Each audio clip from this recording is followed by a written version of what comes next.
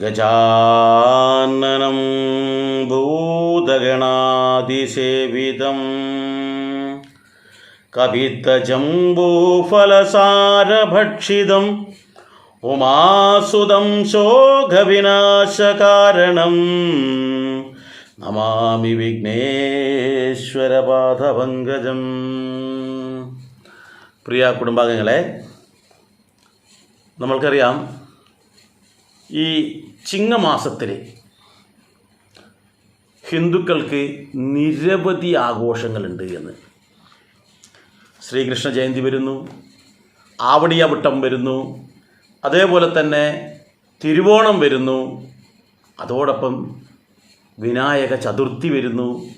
അങ്ങനെ ആഘോഷങ്ങളുടെ പുണ്യമാസമാണ് യഥാർത്ഥത്തിൽ ചിങ്ങമാസം. എന്നാൽ ഞാൻ ഇന്ന് പറയുന്നത് വിനായക ചതുർത്ഥിയുടെ പ്രത്യേകത എന്താണെന്ന്. എന്തിനു വേണ്ടിയാണ് വിനായക ചതുർത്ഥി ആഘോഷിക്കുന്നത്, എന്താണ് വിനായക ചതുർത്ഥി, എങ്ങനെയാണ് ആഘോഷിക്കേണ്ടത്, ഇത് നമ്മൾ മനസ്സിലാക്കണ്ടേ. അപ്പോൾ നമ്മൾ എന്ത് ചിന്തിക്കണം? വിനായക ചതുർത്ഥിയെക്കുറിച്ച് നമ്മൾ മനസ്സിലാക്കണം. വിനായക ചതുർത്ഥി എന്ന് പറഞ്ഞാൽ അത് എന്താണ്? യാതൊരു സംശയവും വേണ്ട. വിനായക ചതുർത്ഥി എന്ന് പറഞ്ഞാൽ സാക്ഷാൽ ഗണപതി ഭഗവാന്റെ ജന്മനാളാണ്. ആ ജന്മനാളിലാണ്, വിനായക ചതുർത്ഥി നാളിലാണ് ഗണേശനെ സാക്ഷാൽ പാർവതി ദേവി പ്രസവിച്ചത്. ആ പ്രസവിച്ച ഗണപതിക്ക് ഒരുപാട് പ്രത്യേകതകളുണ്ട്. ഗണപതിയെക്കുറിച്ച് പലരും പരിഹസിക്കും. എന്താണ് ഗണപതി എന്ന് പലരും അറിയാത്തത് കൊണ്ടാണ്.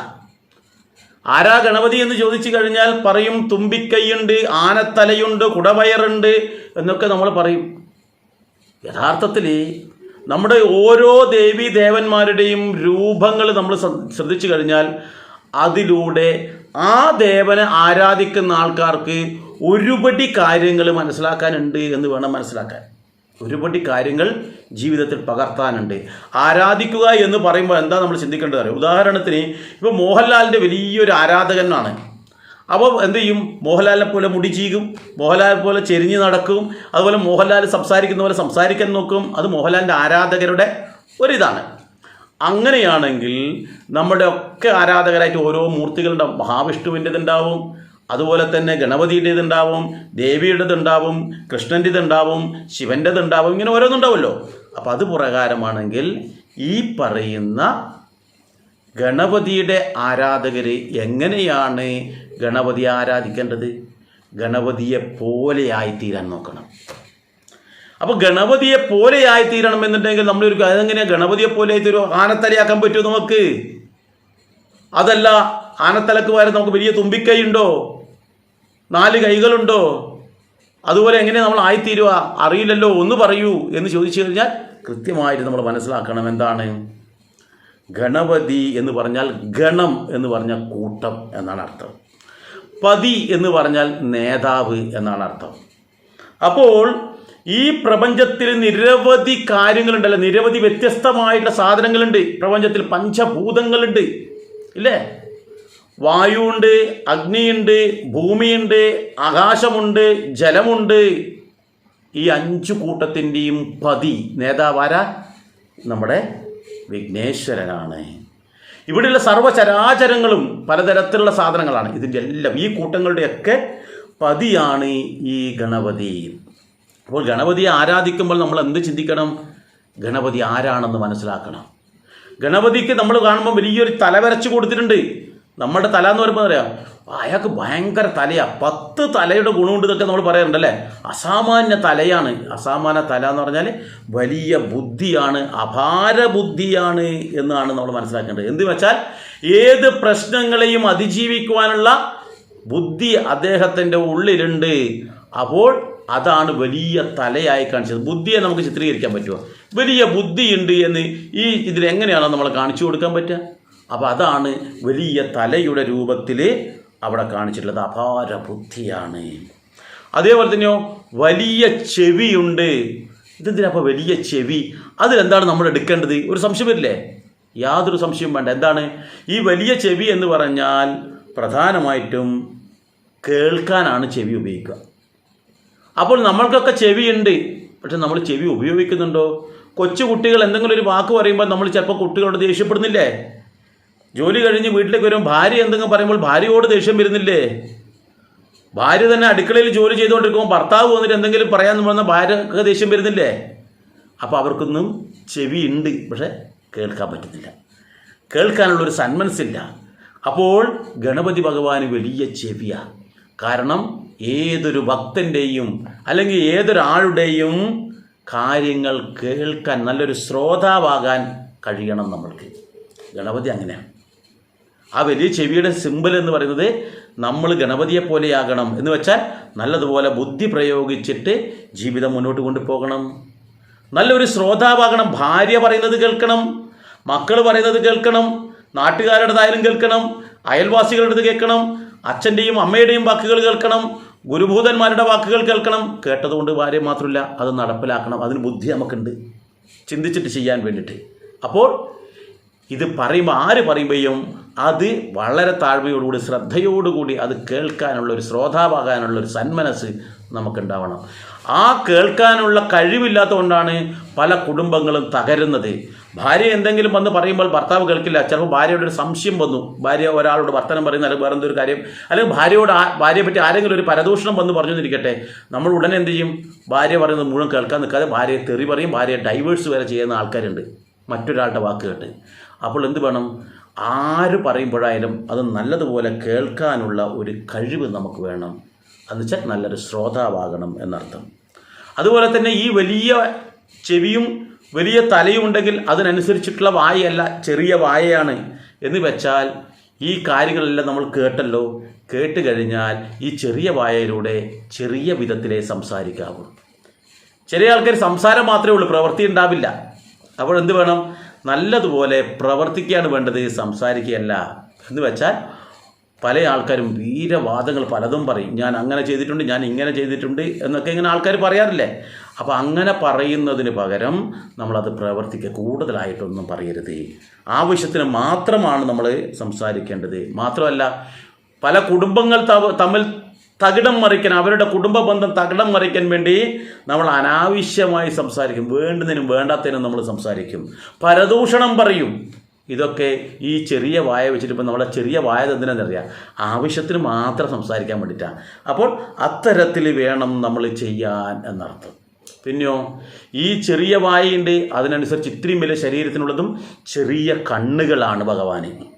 ഈ ചെറിയ കണ്ണിൻ്റെ പ്രത്യേകത എന്താ? ചെറിയ കണ്ണെന്ന് പറഞ്ഞാൽ ഏകാഗ്രതയാണ്, ശ്രദ്ധയാണ് അവിടെ പ്രധാനമായിട്ടുള്ളത്. അതുപോലെ തന്നെ ആനയ്ക്കുള്ളൊരു പ്രത്യേകത എന്താണെന്ന് വെച്ചാൽ ചെറിയ വസ്തുക്കളെയും ആനയുടെ കണ്ണിലൂടെ നോക്കുമ്പോൾ അത് വലുതായി കാണാൻ കഴിയും എന്നാണ് പറയുന്നത്. അപ്പോൾ ഏകാഗ്രത, നമ്മൾ ഏതെങ്കിലും ഒരു കാര്യം ഉണ്ടെങ്കിൽ ആ കണ്ണ് തുറന്ന് പിടിച്ചുകൊണ്ട് അതിന് കൃത്യമായി മനസ്സിലാക്കിയിട്ട് അതിലേക്ക് മാത്രം ശ്രദ്ധ കേന്ദ്രീകരിച്ചുകൊണ്ട് മുന്നോട്ട് പോയാൽ നമ്മൾക്കെന്താവും? ലക്ഷ്യത്തിലേക്ക് എത്താൻ പറ്റും. ഈ കാര്യങ്ങളെല്ലാം എന്തിനാ? ലക്ഷ്യത്തിലേക്ക് എത്തുന്നതിന് വേണ്ടിയിട്ടാണ്. അതുകൂടാതെ ഗണപതിയുടെ രൂപത്തിൽ നോക്കൂ, വലിയ വയറ്, കുടൽ ഇല്ലേ? എന്തിനാണ്?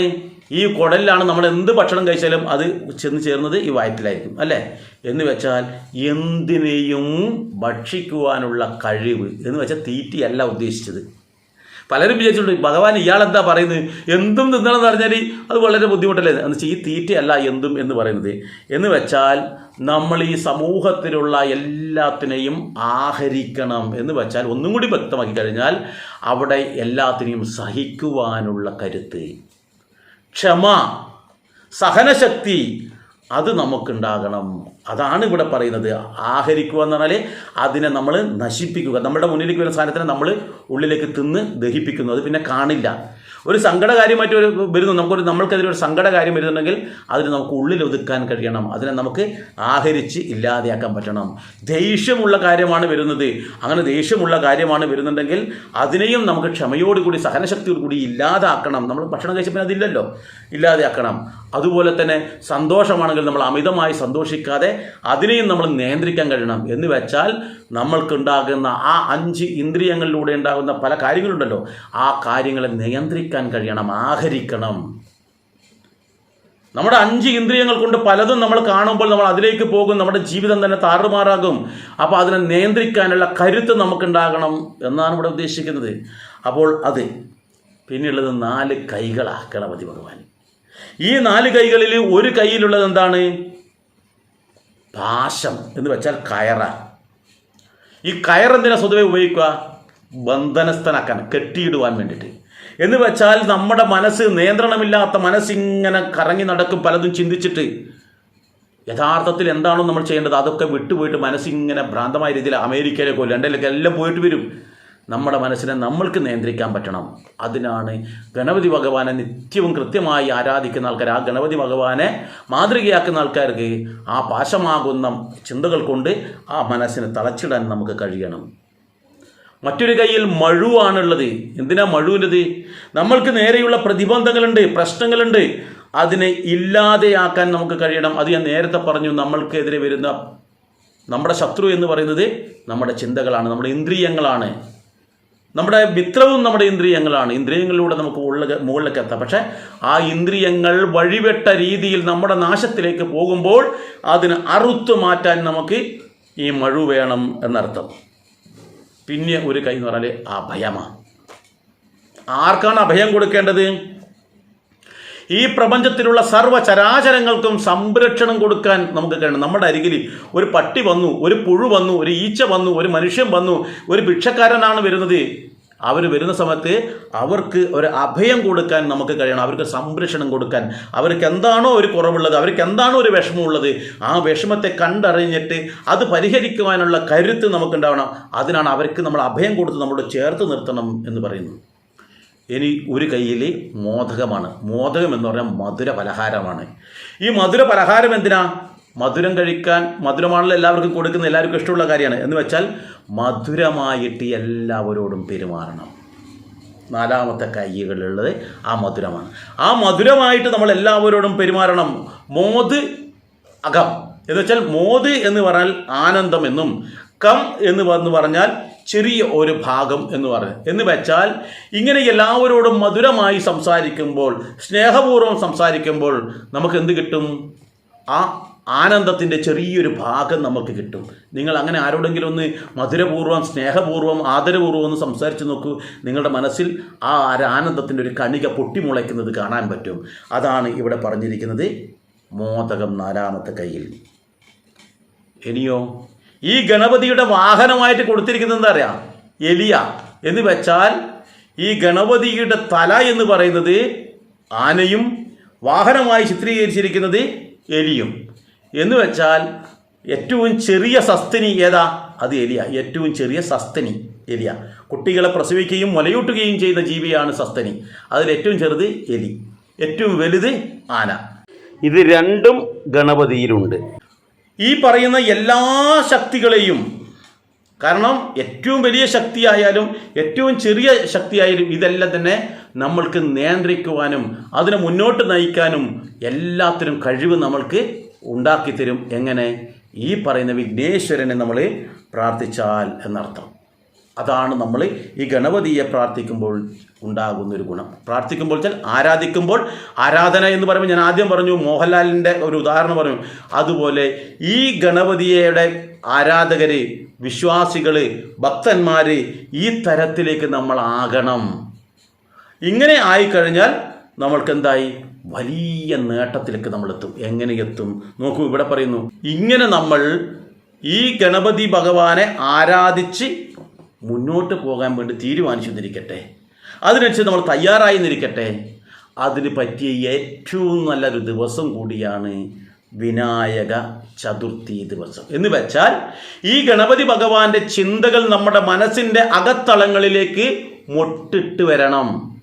ഒരു വിശ്വാസി അല്ലാത്ത ഒരാൾ, ഗണപതി ഭഗവാനെ കുറിച്ച് അറിയാത്ത ഒരാൾ ഗണപതി ഭഗവാനെ ആരാധിക്കില്ല, പൂജിക്കില്ല. സ്ഥിരമായിട്ട് നമ്മളിപ്പം വിജയുടെ സിനിമയാണ് കാണുന്നിരിക്കട്ടെ, വിജയുടെ സിനിമ കാണുന്ന ആൾക്കാർക്ക് വിജയുടെ ഒരു ആരാധന ഉണ്ടാകും. അതുപോലെ ഗണപതി ഭഗവാനെ അറിയാത്ത ആൾക്കാർ ഗണപതി ഭഗവാനെ ആരാധിക്കില്ല. അപ്പോൾ ഗണപതി ഭഗവാൻ ആരാന്ന് അറിഞ്ഞു കഴിഞ്ഞാൽ, മനസ്സിലാക്കി കഴിഞ്ഞാൽ നമ്മൾക്ക് എന്ത് വേണം? ആ ഗണപതി ഭഗവാനെ മുറുക്ക പിടിച്ചു കഴിഞ്ഞാൽ ഇത്തരത്തിൽ മുഴുവൻ തന്നെ നമ്മളെ സംരക്ഷണം നമുക്ക് കിട്ടും. നമ്മുടെ ജീവിതത്തിൽ ഉയർച്ചയുണ്ടാവും. എങ്ങനെയാണ്? ഈ കാര്യങ്ങളിലൂടെ നമ്മൾ സിദ്ധിയിലേക്കെത്തും, നമ്മൾ ശ്രേഷ്ഠമായ തലത്തിലേക്കെത്തും. മാത്രമല്ല, ഈ തരത്തിൽ നമ്മൾ മുന്നോട്ട് പോവുകയാണെങ്കിൽ നമ്മളുടെ എല്ലാ തടസ്സങ്ങളെയും നമുക്ക് ഇല്ലാതാക്കാൻ പറ്റും. എങ്ങനെ തടസ്സങ്ങൾ ഇല്ലാതാവുന്നത്? നോക്കൂ, ഈ ഗണപതിക്ക് വാഹനമായി വെച്ചിരിക്കുന്നത് എന്താണ്?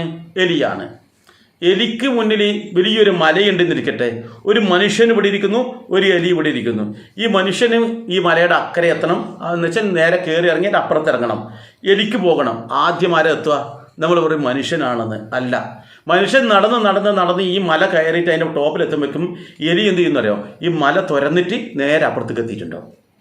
എന്ന് വെച്ചാൽ ലക്ഷ്യത്തിലേക്ക് എത്താൻ ഏറ്റവും ശ്രേഷ്ഠമായ മാർഗം എന്ന് പറഞ്ഞാൽ ഗണപതി ഭഗവാനെ പൂജിക്കുക. ഗണപതി ഭഗവാനെ പൂജിക്കുക അതിൻ്റെ സിമ്പലാണ് ആ ഗണപതി ഭഗവാനെ പൂജിക്കുമ്പോൾ നമ്മൾക്ക് കിട്ടുന്ന ഗുണം എത്ര പെട്ടെന്ന് കിട്ടുന്നു എന്നുള്ളതിൻ്റെ ഒരു സിമ്പിളായിട്ടാണ് എലിയെ വാഹനമായി ചിത്രീകരിച്ചിരിക്കുന്നത്. ഇത്രയും വേഗത്തിൽ എലിയുടെ ചലനം നമുക്ക് പോലും മനസ്സിലാക്കാൻ പറ്റും. അത്രയും ചടുലമായ വേഗത്തിൽ ചലിച്ചും കൊണ്ട് ലക്ഷ്യത്തിലേക്ക് എത്തിക്കാൻ ഈ ഗണപതി ഭഗവാനെ ആരാധിക്കുന്ന പൂജിക്കുന്ന ആൾക്കാർക്ക് കഴിയും. പക്ഷെ എന്ത് വേണം? ഈ തരത്തിൽ നമ്മൾ ആ ഗണപതി ഭഗവാന്റെ കാര്യങ്ങൾ നമ്മൾ മനസ്സിലാക്കണം. ഓരോന്നും നമ്മൾ ജീവിതത്തിൽ പകർത്തണം. അങ്ങനെ പകർത്തിയിട്ട് നമ്മൾക്ക് മാറ്റമുണ്ടാക്കാൻ കഴിയണം. എന്ന് വെച്ചാൽ ഈ വിനായക ചതുർത്ഥി എന്ന് പറയുന്ന ഭഗവാന്റെ ജന്മമുണ്ടല്ലോ, ഈ ജന്മം നമ്മൾ ആ ജന്മനാളിൽ ആ ഭഗവാന്റെ മഹത്വം നമ്മൾ മനസ്സിലാക്കുകയാണെങ്കിൽ, അല്ലെങ്കിൽ ഈ സമയത്ത് നമ്മൾ മനസ്സിലാക്കിയിട്ട് അതിന് തുടക്കം കുറിക്കുന്നിരിക്കട്ടെ. തുടക്കം കുറിക്കുക എന്ന് പറഞ്ഞാൽ നമ്മുടെ മനസ്സിൻ്റെ ഉള്ളിൽ ഭഗവാൻ ജനിക്കുന്നു. ഏത് ദിവസം? വിനായക ചതുർത്ഥി ദിവസം. അന്ന് ഭഗവാന്റെ മഹത്വം മനസ്സിലാക്കിയിട്ട് അന്ന് തന്നെ തുടക്കം കുറിക്കുകയാണെങ്കിൽ നമ്മൾക്ക് ഏറ്റവും ഉത്തമമായൊരു ദിവസം തന്നെയാണ് കിട്ടുന്നത്. ആ വിനായക ചതുർത്ഥി നാളിൽ തന്നെ, ഭഗവാന്റെ ജന്മനാളിൽ തന്നെ നമ്മുടെ മനസ്സിലും ആ ഭഗവാൻ ജനിക്കുകയാണെങ്കിൽ നമ്മുടെ തടസ്സങ്ങൾ വളരെ പെട്ടെന്ന് നീക്കാൻ വേണ്ടിയിട്ടുള്ള പ്രവർത്തനം നമുക്ക് ആരംഭിക്കാൻ കഴിയും. പുതിയൊരു മനുഷ്യനാവും. ആ ദിവസം ചെയ്യുകയാണെങ്കിലുള്ള പ്രത്യേകത എന്താണെന്ന് വെച്ചാൽ ഒരു വർഷക്കാലത്തേക്കാണ് അതിൻ്റെ ഗുണം ലഭിക്കുക. അതാണ് ഏറ്റവും പ്രധാനം. ഈ വിനായക ചതുർത്ഥി ദിവസം നമ്മൾ അതേപോലെ ഈ ഭഗവാനെ ഈ തരത്തിൽ നമ്മൾ അതിൻ്റെ മഹത്വം മനസ്സിലാക്കിയിട്ട് ആരാധിക്കുകയും പൂജിക്കുകയും ഒക്കെ ചെയ്യുകയാണെങ്കിൽ ഒരു വർഷക്കാലത്തേക്ക് അതിൻ്റെ ഗുണം നമുക്ക് ലഭിക്കും എന്നാണ് പറയുന്നത്. അത്രയേറെ എനർജി, അതിനനുസരിച്ചിട്ടുള്ള കാര്യങ്ങളാണ് പറയുന്നത്. അപ്പോൾ ഈ വിനായക ചതുർത്ഥി എന്ന് പറഞ്ഞാൽ ഭഗവാന്റെ ജന്മനാളാണ്. ആ വിനായക ചതുർത്ഥി എന്തിനാണ് ആഘോഷിക്കുന്നത് വെച്ചാൽ നമ്മുടെ ജീവിതത്തിലുണ്ടാകുന്ന എല്ലാ തടസ്സങ്ങളെയും ഇല്ലാതാക്കി ശ്രേഷ്ഠമായ തലത്തിലേക്ക് എത്തിച്ചേരാൻ വേണ്ടിയാണ് വിനായക ചതുർത്ഥി നമ്മൾ ആഘോഷിക്കേണ്ടത്. അപ്പോൾ വിനായക ചതുർത്ഥി ആഘോഷിക്കണമെന്നുണ്ടെങ്കിൽ ഗണപതി ആരാന്നറിയണ്ടേ? വിഘ്നേശ്വരൻ. ഇപ്പം നമുക്ക് മനസ്സിലായല്ലോ ഗണപതി ആരാണെന്ന്. അപ്പോൾ ഈ ഭഗവാന്റെ വിനായക ചതുർത്ഥി ആഘോഷം എന്തിനാണെന്ന് ചോദിച്ചാൽ ഈ ദിവസം നമ്മൾ അതിനായി തയ്യാറെടുക്കുന്നു. നമ്മുടെ ഉള്ളിലും ഗണപതി ഭഗവാൻ ഉണ്ടായി, നമ്മൾ ഗണപതിയുടെ ഭക്തന്മാരായി കഴിഞ്ഞു. ഇനി നമ്മൾക്ക് എന്ത് വേണം? എങ്ങനെയാണ് ഇത് ആഘോഷിക്കേണ്ടത്?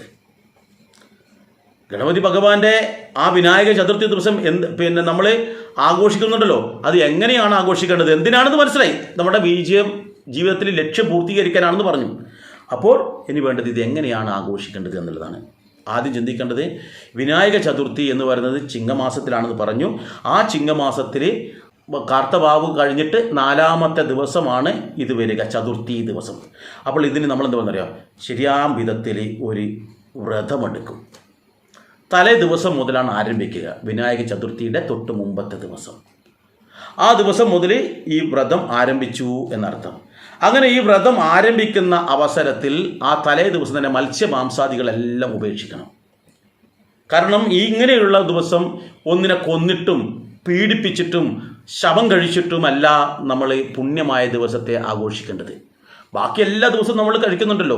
അപ്പോൾ ഈ ഒരു ദിവസം നമ്മൾ ആ തലേ ദിവസം തന്നെ നമ്മളത് മാറ്റി വെച്ചിട്ട് പുതിയൊരു മനുഷ്യനായിട്ട് ശ്രേഷ്ഠമായ തലത്തിലേക്ക് എത്താൻ വേണ്ടി നമ്മൾ പ്രയത്നിക്കണം. അപ്പോൾ അത് കഴിഞ്ഞാൽ പിറ്റേന്ന് രാവിലെ തന്നെ ഉണർന്ന് നമ്മൾ ക്ഷേത്ര ദർശനം നടത്തണം. ആ ക്ഷേത്ര ദർശനം നടത്തുന്ന സമയത്ത് ഏറ്റവും നല്ലത് വിവാഹം കഴിഞ്ഞവരാണെങ്കിൽ ഭാര്യ ഭർത്താക്കന്മാർ ഒന്നിച്ചു പോയിട്ട് ക്ഷേത്ര ദർശനം നടത്തണം. കുട്ടികളുണ്ടെങ്കിൽ കുടുംബസമേതം നടത്തണം. കാരണം എന്താ, ഈ കുടുംബത്തിൻ്റെ ദുരിതങ്ങളാണ്, തടസ്സങ്ങളാണ് തീരേണ്ടത്. ഭാര്യയും ഭർത്താവും മാത്രമാണെങ്കിൽ അവരുടെ തടസ്സങ്ങളാണ് നീങ്ങേണ്ടത്. കുടുംബത്തിന് നേരിടുന്ന എല്ലാ പ്രശ്നങ്ങളും തീർക്കാൻ വേണ്ടിയിട്ട് ഭഗവാനോട് പ്രാർത്ഥിച്ചുകൊണ്ട് അപ്പോൾ അവരൊന്നിച്ച് പുലർച്ചെ തന്നെ കുളിച്ച് ശുദ്ധിയോടുകൂടി ക്ഷേത്ര ദർശനം നടത്തുക. ക്ഷേത്ര ദർശനത്തിന് ശേഷം നമ്മൾ പ്രധാനമായിട്ടും ആ വ്രതം അനുഷ്ഠിക്കുന്ന ആൾക്കാർ പ്രത്യേകം ശ്രദ്ധിക്കുക. നിങ്ങൾക്ക് പകൽ ഉപവാസം വേണമെങ്കിൽ ചെയ്യാം. പകൽ ഒരു ഭക്ഷണവും കഴിക്കാതെ ഇരിക്കാം. അതല്ല, ഒരു നേരം മാത്രം ഭക്ഷണമാണെങ്കിൽ ഒരു നേരം മാത്രം ഭക്ഷണം കഴിക്കാം. ആ സമയത്ത് ധാന്യങ്ങൾ കഴിക്കാം. അതല്ലാത്ത സമയത്തുള്ള ഭക്ഷണം ധാന്യങ്ങൾ തൊടാൻ പാടില്ല. അവല് കഴിക്കാമെന്ന് പറയും. അവല് ധാന്യത്തിൽപ്പെടുന്നതാ, ഗോതമ്പ് ധാന്യത്തിൽപ്പെടുന്നതാ, ചെറുപയർ ധാന്യത്തിൽപ്പെടുന്നതാ. അപ്പോൾ ധാന്യങ്ങളൊന്നും കഴിക്കാൻ പാടില്ല. അല്ലാത്ത പഴവർഗ്ഗങ്ങളൊക്കെ കഴിക്കാം. അപ്പോൾ ഉച്ചഭക്ഷണം നിങ്ങൾ ധാന്യം കഴിക്കാം. രാത്രിത്തെ ഭക്ഷണം നിങ്ങൾ ധാന്യമല്ലാത്ത എന്തെങ്കിലും പഴവർഗ്ഗങ്ങളോ മറ്റു കാര്യങ്ങളോ കഴിക്കാം എന്നർത്ഥം. ഇത്തവണത്തെ വിനായക ചതുർത്ഥി വ്രതം എടുക്കേണ്ടത് അത്തം നാളിലല്ല. പലരും അബദ്ധവശാൽ അത്തം നാൾ തിരഞ്ഞെടുക്കും. ഭഗവാന്റെ കാര്യങ്ങൾ ചെയ്യുന്നത് തിഥിയിലാണ്, എന്ന് വെച്ചാൽ ചതുർത്ഥിയിലാണ് ചെയ്യേണ്ടത്. പല കാലങ്ങളിലും അത്തവും ചതുർത്ഥിയും ഒന്നിച്ചാണ് വരാറെങ്കിലും 2024 ഈ പറയുന്ന വിനായക ചതുർത്ഥി ദിവസം വരുന്നത് അത്തം നക്ഷത്രം 5-ാം തീയതി വന്നിട്ട് 6-ാം തീയതി രാവിലത്തേക്ക് അങ്ങോട്ട് തീർന്നു. എന്നാൽ ചതുർത്ഥി വരുന്നത് 6-ാം തീയതി വൈകിട്ട് 3 മണി മുതലാണ് ആരംഭിക്കുന്നത്. എന്ന് വെച്ചാൽ നമ്മുടെ വ്രതം തുടങ്ങേണ്ടത് 6-ാം തീയതി വൈകിട്ട് 3 മണി മുതൽ നമ്മൾ വ്രതം ആരംഭിക്കണം എന്നർത്ഥം. 7-ാം തീയതി വൈകിട്ട് 5:10 വരെയാണ് ഈ ചതുർത്ഥി നിലനിൽക്കുന്നത്. എന്ന് വെച്ചാൽ അന്നത്തെ ദിവസം 7-ാം തീയതി വൈകിട്ട് സന്ധ്യയ്ക്ക് ക്ഷേത്രത്തിൽ ആരാധന നടത്തി അതിനുശേഷം നമ്മൾക്ക് പാരണ വീട്ടാവുന്നതാണ്. എന്ന് വെച്ചാൽ തീർത്ഥം സേവിച്ചും കൊണ്ടോ, അതല്ലെങ്കിൽ ഇളനീര് കഴിച്ചുകൊണ്ടോ, അതല്ലെങ്കിൽ വേറെ എന്തെങ്കിലും പാനകമോ മറ്റെന്തെങ്കിലും കഴിച്ചുകൊണ്ട് നമ്മൾക്ക് പിന്നീട് രാത്രി ധാന്യങ്ങളൊന്നും കഴിക്കാതെ പഴവർഗ്ഗങ്ങൾ കഴിച്ചുകൊണ്ട് നമുക്ക് മുന്നോട്ട് പോകാവുന്നതാണ്. എന്ന് വെച്ചാൽ ആ ചതുർത്ഥി ഉള്ളത് വൈകിട്ട് 5:10 വരെയാണ് എന്നർത്ഥം. അതാണ് നമ്മൾ പ്രധാനമായിട്ടും ഈ വ്രതമെടുക്കുന്ന ആൾക്കാർ പ്രത്യേകം ശ്രദ്ധിക്കേണ്ടത്. ഈ അവസരത്തിൽ നമുക്ക് പറ്റുമെങ്കിൽ വീട്ടിൽ തന്നെ ഒരു ഗണപതി സങ്കല്പത്തിൽ മണ്ണ് കൊണ്ടൊരു ഗണപതിയുടെ രൂപമുണ്ടാക്കി അതിന് പൂജ ചെയ്യാം, അർച്ചന ചെയ്യാം. മാത്രമല്ല അതിൻ്റെ മുമ്പിൽ നിന്ന് ഗണേശ സഹസ്രനാമം ജപിക്കാം, ഗണേശ സ്തുതികൾ ജപിക്കാം, ഗണേശ മന്ത്രങ്ങൾ ജപിക്കാം, ഗണേശൻ്റെ കീർത്തനങ്ങൾ ചൊല്ലാം. അങ്ങനെ അന്ന് മൊത്തം ഒരു ഗണേശൻ്റെ മയമാക്കി തീർക്കാൻ നമുക്ക് കഴിയണം കുടുംബസമേതം. അന്ന് ഭഗവാന് സമർപ്പിക്കാൻ വേണ്ടത് മോദകം നമുക്ക് വീട്ടിൽ തയ്യാറാക്കാം. എന്താണ് ഈ മോദകം എന്ന് പറയുന്നത്?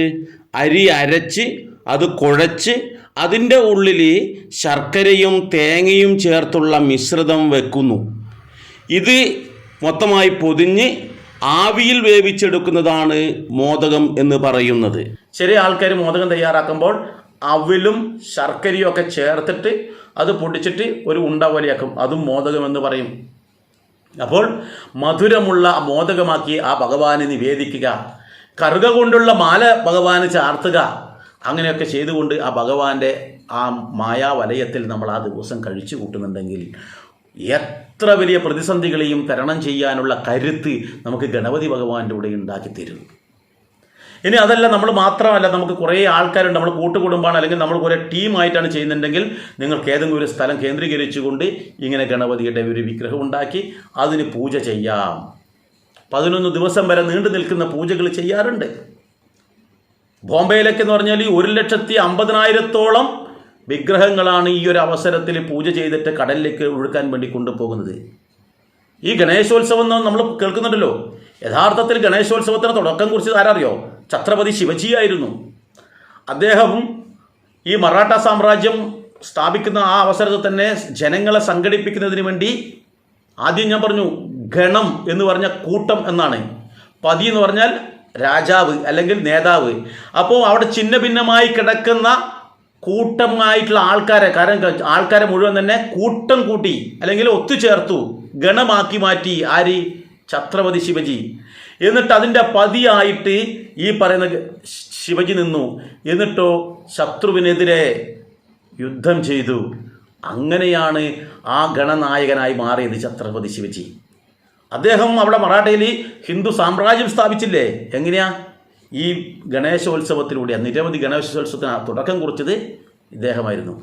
പിന്നീട് ബ്രിട്ടീഷുകാർ ഇത്തരത്തിൽ ജനങ്ങൾ സംഘടിക്കുമെന്ന് കണ്ടപ്പോൾ ബ്രിട്ടീഷുകാരും അതോടൊപ്പം തന്നെ മുഗളന്മാരായ പല ആൾക്കാരും കൂടിയിട്ട് ഇതിനെ നിരോധിക്കുകയും പിന്നീട് സ്വാതന്ത്ര്യ സമര കാലഘട്ടത്തിൽ ബാലഗംഗാധര തിലകൻ എന്ന് പറയുന്ന ആ സ്വാതന്ത്ര്യ സമര പോരാളി, ധീരനായ ആ സ്വാതന്ത്ര്യ സമര പോരാളിയാണ് ഇതിന് വീണ്ടും തുടക്കം കുറിക്കുന്നത്. ഇടക്കാലത്ത് നിന്നുപോയതാ. അപ്പോൾ ആ ഇടക്കാലത്ത് നിന്നുപോയതിനെ വീണ്ടും ഉയർത്തിക്കൊണ്ടുവന്നത് നമ്മുടെ ബാലഗംഗാധര തിലകനാണ് എന്ന് കൂടി നമ്മൾ മനസ്സിലാക്കുക.